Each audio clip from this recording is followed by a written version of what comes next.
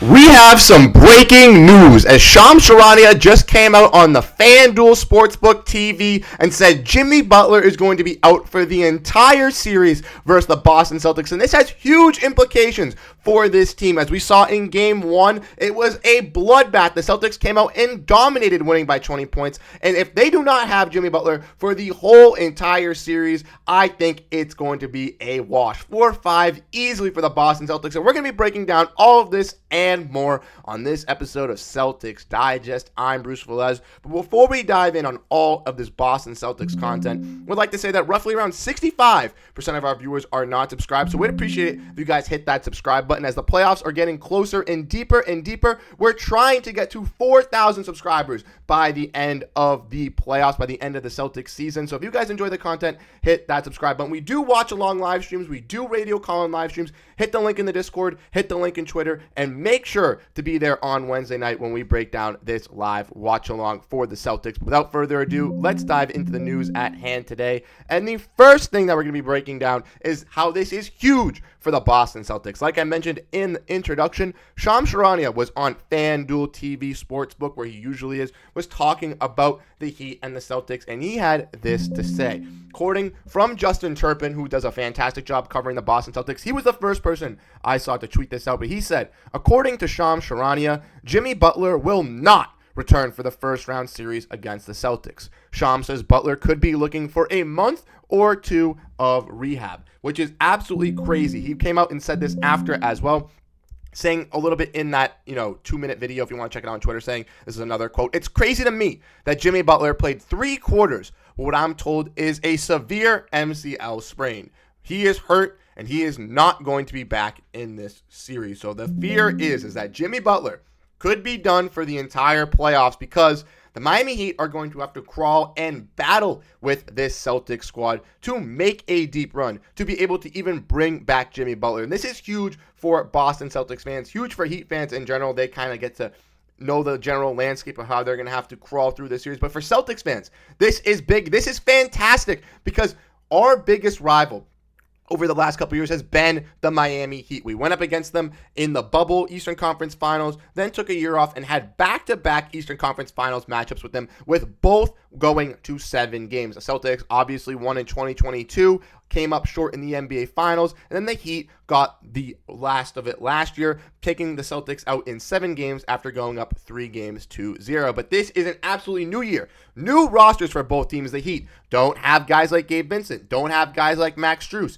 Caleb Martin hasn't been that key player for them. And the Celtics have a better squad. Adding Jrue Holiday, adding Kristaps Porzingis, having Sam Hauser, having Payton Pritchard, have more of those playoff reps ready to go. This team is locked in, and they are not, and I'm telling you, not going to give anything up. If we want to look at the box score from the Heat from last night's game, we can see that Bam Adebayo was the only one who could really contribute for them on the offensive side. 24 points, 6 rebounds, 3 assists. He was scoring on Kristaps Porzingis. Jaime Jaquez also had 50% from the field, 4 rebounds, 4 assists with the steal, and 16 points. But besides those main 2 contributors, it was an atrocious shooting night from 3-point range for the Heat. Tyler Hero, 3 for 9. Jaquez, 0 for 2. Adebayo, 0 for 2. Martin, 0 for 4. Jovic, 2 for 6. Jovic being the only starter besides Tyler Hero and their main 3-point shooter to hit a shot. Tyler Hero did not hit 2 of those threes until the third quarter. Was 1 for 6, I believe, before the second half. Absolutely atrocious from him. And DeLon Wright kind of brought this game back for the Heat in the fourth quarter, hit some late game threes for them. Obviously, we can see 5 for 5, and that's what kind of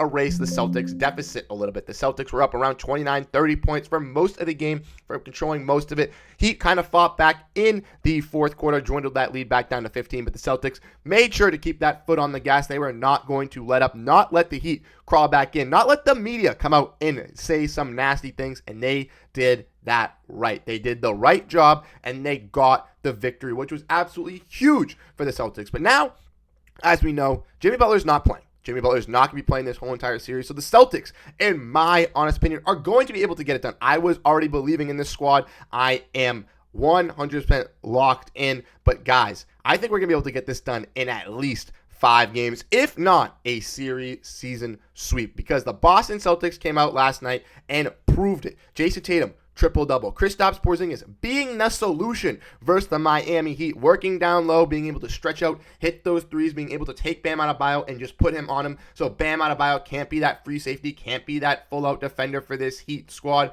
And Jrue Holiday, Derrick White clamped up those guards in Tyler Hero and everybody else. The guards were fighting for rebounds. Everybody was getting. The Celtics struggle with turnovers. They had less turnovers in the Heat. They struggled with free throws. They did miss 2, but they only missed 2, which was in the first half. And also, guys, they made them in the clutch. And also, the Celtics had more rebounds than the Heat and more offensive rebounds, which is just beautiful things to see. The Celtics played basically a near-perfect game, having a perfectionate shot from three-point range, and the Heat, not the greatest. Now, do I think that he could possibly win a game, steal one from the Celtics? Yeah, I do think it's possible. I do think that the Heat could come in here into Boston, the Celtics could go down to Miami, and the Heat could take Game 3 or Game 4. But in my honest opinion, with no Jimmy Butler for the whole entire series, as we know as Celtics fans, he is done. He is not going to be coming back. They're not going to try to rush him. They're not going to try to bring him back. I think that this series is either a 4-game sweep or a 5-game series win for the Boston Celtics. I want to know what you guys think down below, though, in the comments. Can you guys let me know? Drop down your predictions. What do you guys think this season series is going to be between the Boston Celtics and the Miami Heat as we inch closer for Game 2? Like I mentioned, we're going to be doing watch-along live streams. So if you guys enjoy this type of content,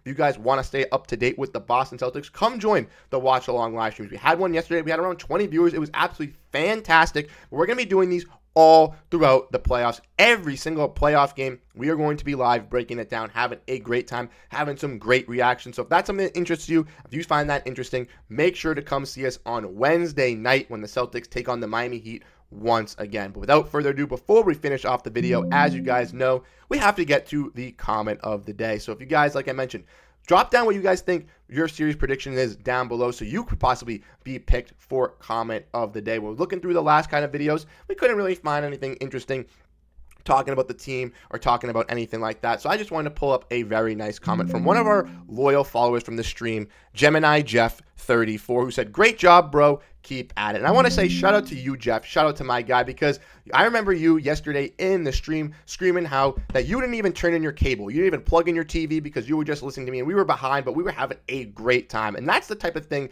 that I appreciate, is you guys being able to listen, you guys tuning in, you guys showing out. I will do these streams, I will do these videos, I will always be here, but without your guys' support, without your guys' likes, without your guys' subscribes, we can build this community bigger. We can have more and more people interacting, and we can have a fantastic fan base over here on Celtics Digest, which is what we are trying to build. We appreciate you hitting the community post. We appreciate you hanging out with us and talking and watching these videos. But like I mentioned, if you enjoy this content, come join us on the watch along stream. Come check us out in the Discord, which is linked down below, where you can chat with me, have more Celtics conversations, chat with other Celtics fans, other Digest Media fans that are also in the Discord, and also check us out on Twitter for other updates that we don't give on the community page. Like I mentioned, thank you guys so much for tuning into this episode. The Celtics take on the Heat again Wednesday night. No Jimmy Butler. They will look to get a 2-0 series lead. And like I mentioned, we will be live. So I hope to catch you guys all there. Thank you guys so much for tuning into this episode. I'm Bruce Veliz. I'll catch you guys in the next video. Have a great rest of your day, guys.